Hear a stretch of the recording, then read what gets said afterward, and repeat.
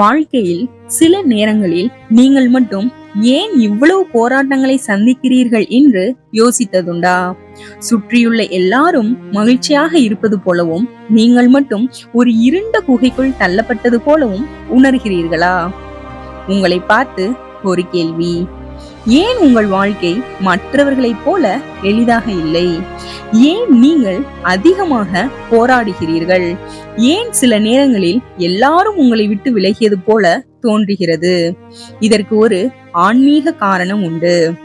ஏனெனில் தேவன் சாதாரண மனிதர்களை அல்ல, தேர்ந்தெடுத்த மனிதர்களை வேறுபட்ட வழியில் நடத்துகிறார். இந்த வீடியோவை கடைசி வரை பாருங்கள், ஏனெனில் இதில் சொல்லப்படும் சில அறிகுறிகள் உங்கள் வாழ்க்கையோடும் பொருந்தலாம். அன்பிற்குரியவர்களே, வேதாகமம் நமக்கு சொல்லும் ஒரு ரகசியம் உண்டு. தேவன் ஒருவரை பெரிய காரியத்திற்காக பயன்படுத்த போகிறார் என்றால் முதலில் அவரை தனிமைப்படுத்துவார்.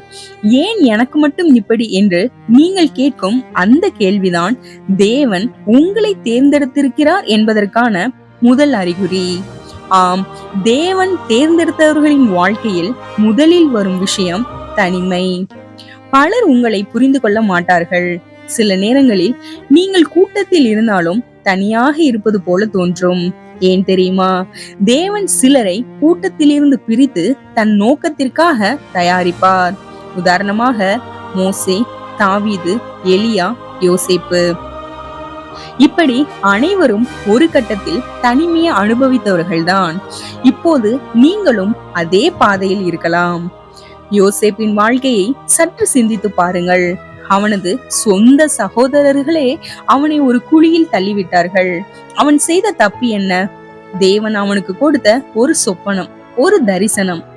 உங்கள் வாழ்க்கையிலும் நீங்கள் மிகவும் நம்பியவர்கள் உங்களை கைவிட்டிருக்கலாம். உங்கள் கனவுகளை சொன்னபோது உங்களை பைத்தியக்காரன் என்று ஏளனம் செய்திருக்கலாம்.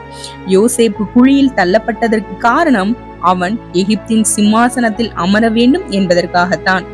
உங்கள் வாழ்க்கையில் இன்று நீங்கள் சந்திக்கும் புறக்கணிப்பு என்பது மனிதர்களின் கை உங்களை விட்டு விலகி தேவனுடைய கரம் உங்களை பிடிப்பதற்காக நடக்கும் ஒரு செயலுக்காகத்தான். மனுஷரால் கைவிடப்பட்ட கல்லை தேவன் மூளைக்கல்லாக்கினார் என்று வாசிக்கிறோம் அல்லவா? உங்கள் வாழ்க்கையிலும் சோதனைகள் வருகிறதா? அது ஏன் தெரியுமா? சாதாரண வாழ்க்கையை வாழ்பவர்களுக்கு சாதாரண சோதனைகள் வரும். ஆனால் தேவன் உயர்த்த போகும் மனிதர்களுக்கு பெரிய போராட்டங்கள் வரும். ஏன் தெரியுமா? ஏனெனில் பெரிய நோக்கத்திற்கு பெரிய தயாரிப்பு தேவை. நீங்கள் அழுத இரவுகள், உடைந்த தருணங்கள், யாரிடமும் சொல்ல முடியாத வழிகள், இவையெல்லாம் வீணில்லை. தேவன் உங்களை உருவாக்கி கொண்டிருக்கிறார். தேவன் தேர்ந்தெடுத்தவர்களுக்காக இருக்கும் அடுத்த அறிகுறி என்ன தெரியுமா? நீண்ட கால காத்திருப்பு. மோசே ஒரு இளவரசனாக அரண்மனையில் வளர்ந்தவர்.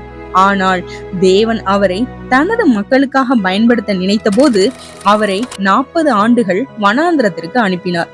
அங்கு அவர் ஆடுகளை மேய்த்தார், அமைதியை கற்றுக்கொண்டார். உங்களுக்கு திறமை இருக்கலாம், ஆர்வம் இருக்கலாம், ஆனால் காரியங்கள் தள்ளிக்கொண்டே போகிறதா? இன்னும் எத்தனை காலம்தான் காத்திருப்பது என்று சோர்வாக இருக்கிறதா? இதில் இருக்கும் ரகசியம் என்னவென்றால், வனாந்திரம் என்பது தண்டனை அல்ல, அது ஒரு பயிற்சி பாசறை. உங்கள் முரட்டுத்தனமான சுபாவங்களை உடைத்து உங்களை ஒரு தலைவனாக மாற்ற தேவன் உங்களை அமைதியில் வைத்திருக்கிறார். எரிகிற முச்செடியை காணும் வரை மோசே காத்திருக்க வேண்டியிருந்தது. அதே போல் உங்கள் முச்செடி எரியும் காலம் வெகு தூரத்தில் இல்லை. எனவே நம்பிக்கையுடன் காத்திருங்கள். நான்காவது என்ன தெரியுமா? உள்ளுக்குள் இருக்கும் ஒரு அழைப்பு. உங்கள் உள்ளத்தில் இந்த உணர்வு இருக்கிறதா? நான் சாதாரண வாழ்க்கைக்காக பிறக்கவில்லை என்று தோன்றுகிறதா? அது வெறும் எண்ணம் இல்லை, அது தேவன் வைத்த அழைப்பாக இருக்கலாம். தேவன் தேர்ந்தெடுத்தவர்களுக்கு ஒரு பாரம் அவர்கள் உள்ளத்தில் எப்பொழுதும் இருக்கும். அவர்கள் இந்த உலகத்தில் ஏதோ ஒரு காரணத்திற்காக வந்தவர்கள் போல உணருவார்கள். ஐந்தாவது, திடீர் பிரிவுகள். உங்கள் வாழ்க்கையிலிருந்து சிலர் திடீரென்று விலகி இருப்பார்கள். ஏன், என்னாச்சு என்று நீங்கள் யோசித்ததுண்டா? நீங்கள் நல்லவராக இருந்தாலும் அவர்கள் மாறி இருப்பார்கள். அது உங்களை காயப்படுத்தி இருக்கும். ஆனால் சில நேரங்களில் தேவன் தவறான மனிதர்களை அகற்றி சரியான பாதைக்கு உங்களை அழைத்து செல்வார். 6வது, தாமதம். உங்கள் வாழ்க்கையில் நீங்கள் எதிர்பார்த்த பல விஷயங்கள் தாமதமாகி இருக்கலாம். உதாரணமாக வேலை, திருமணம், ஆசீர்வாதம், வாய்ப்புகள். மற்றவர்கள் வேகமாக முன்னேறும் போது நீங்கள் மட்டும் காத்திருக்கிறீர்களா? அப்படியானால் நினைவில் வைங்க, தேவன் தாமதிப்பது மறுப்பதற்காக அல்ல, உங்களை தயாரிப்பதற்காக. யோசேப்புக்கு சிறைக்கு போன பிறகுதான் அரியணை வந்தது. தாவீதுக்கு அபிஷேகம் செய்யப்பட்ட பிறகுதான் போராட்டமே ஆரம்பித்தது. உங்கள் தாமதம் உங்கள் விதியை அழிக்க அல்ல, உங்கள் விதியையே மாற்றி அமைக்கதான். 7வது, நீங்கள் உடைந்தாலும் இன்னும் நிற்கிறீர்களா? உங்களை உடைக்க பல விஷயங்கள் நடந்திருக்கலாம், ஆனால் நீங்கள் இன்னும் நிற்கிறீர்கள். ஏன் தெரியுமா? தேவன் உங்களை விட்டுவிடவில்லை, தேவன் உங்களை விட்டு விலகவில்லை. மனிதர்கள் கைவிட்டாலும் தேவன் கைவிடவில்லை.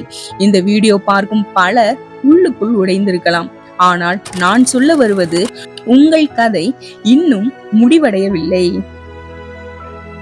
சில நேரங்களில் நீங்கள் விளக்க முடியாத போராட்டங்களை அனுபவிப்பீர்கள். பயம், மன அழுத்தம், குழப்பம், அமைதி இல்லாமல். ஏன் தெரியுமா? ஏனெனில் இருள் ஒளியை எப்போதும் எதிர்க்கும். தேவன் பயன்படுத்த போகும் மனிதர்களை எதிரி எளிதாக விடமாட்டான். ஆனால் நினைவில் வைங்க, உங்களோடு இருப்பவர் உங்களுக்கு எதிராக இருப்பவனை விட பெரியவர். இப்போது ஒரு நிமிடம், இந்த எல்லா அறிகுறிகளும் உங்கள் வாழ்க்கையில் இருக்கிறதா? அப்படியானால் இது சாதாரணம் இல்லை. தேவன் உங்களை உருவாக்கி கொண்டிருக்கிறார்.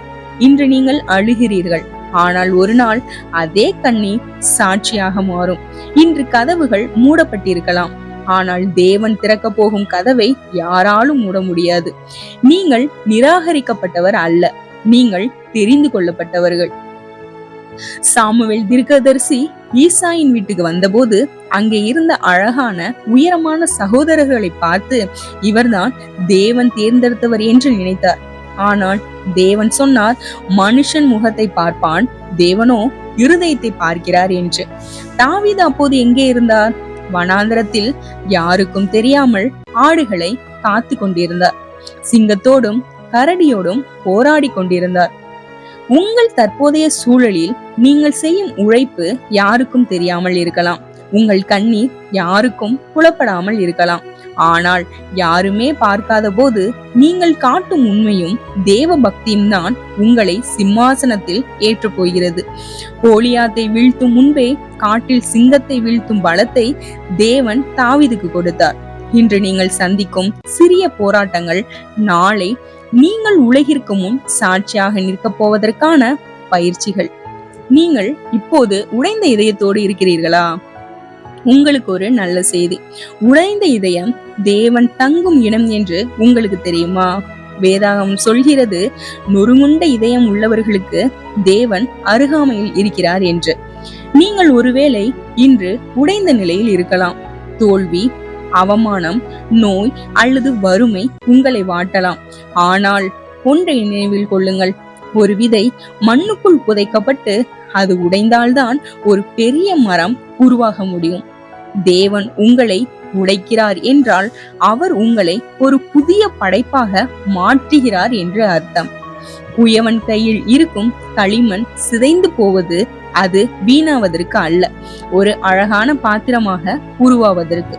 எனவே தைரியமாக இருங்கள். அன்பானவர்களே, உங்கள் வாழ்க்கையில் குழிகள் இருக்கலாம், வனாந்தரம் இருக்கலாம், தனிமை இருக்கலாம். ஆனால் இவை அனைத்தும் நீங்கள் தேவனால் தேர்ந்தெடுக்கப்பட்டவர் என்பதற்கான முத்திரைகள். உலகம் உங்களை ஒரு சாதாரண மனிதனாக பார்க்கலாம், ஆனால் தேவன் உங்களை ஒரு எஸ்தராக, ஒரு தானியேலாக, ஒரு பேதுருவாக பார்க்கிறார். உங்கள் போராட்டங்கள் முடிவுக்கு வரும் காலம் நெருங்கிவிட்டது. உங்களை அழைத்தவர் உண்மையுள்ளவர். அவர் உங்களை ஒருபோதும் கைவிட மாட்டார். வேதாகம கதைகள் உங்கள் வாழ்க்கையில் உண்மையாக மாறப்போகிறது. விசுவாசத்தோடு முன்னேறுங்கள். தேவன் உங்களை ஆசீர்வதிப்பாராக. கர்த்தாவே, இந்த வீடியோ பார்க்கும் ஒவ்வொருவரையும் நீர் ஆசீர்வதியும். உடைந்த மனதை ஆற்றும். காத்திருக்கிறவர்களுக்கு நம்பிக்கை கொடும். அவர்கள் வாழ்க்கையில் நீங்கள் வைத்திருக்கும் நோக்கத்தை நிறைவேற்றும். இந்த போராட்டம் அவர்களின் முடிவு அல்ல என்று உணர்த்தும். இயேசுவின் நாமத்தில் ஜெபிக்கிறோம் நல்ல பிதாவே, ஆமேன். இந்த வீடியோ உங்களோடு பேசினால் கமெண்டில் தேவன் என்னோடு இருக்கிறார் என்று டைப் பண்ணுங்க. இந்த வீடியோவை இன்னொருவருக்கும் ஷேர் பண்ணுங்க. கர்த்தர் தாமே உங்களை ஆசீர்வதிப்பாராக. ஆமேன். இருள் சூழ்ந்த பாதையிலும் நான் தனியாக இல்லை, கண்ணீர் நிறைந்த இரவிலும் தேவன் என்னோடு